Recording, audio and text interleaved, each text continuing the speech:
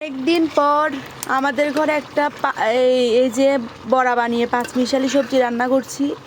অনেক দিন এই বড়া বানিয়ে সবজি রান্না করা হয়নি।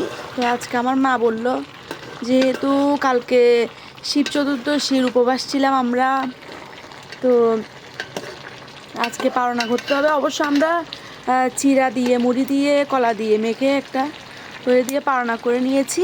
তো এখন এইটা হলো দুপুরবেলার জন্য, বা খিদা লাগলে আমরা তাড়াতাড়ি খেয়ে নিব, মনে করেন 11টার দিকেই খেয়ে নিব।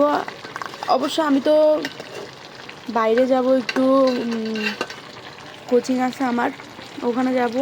আমি একেবারে দুপুরবেলায় এসে খাবো। জানাবেন কালারটা কেমন হয়েছে। আমার তো অনেক সুন্দর লাগছে, মনে হয় অনেক মজা হবে, দেখা যাক কেমন হয়।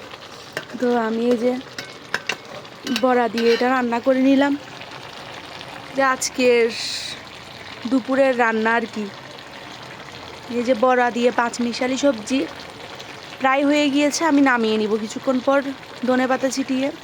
তারপর এদিকে আবার টমেটো ভর্তা করব অল্প করে, এই যে এগুলো আছে। তারপর রান্না বান্না শেষ। কালারটা দেখে কেমন লাগছে জানাবেন তো। আমার তো অনেক সুন্দর লাগছে, আজকে অনেক সুন্দর হয়েছে। আজকে না, সব সময় সুন্দর হয় কিন্তু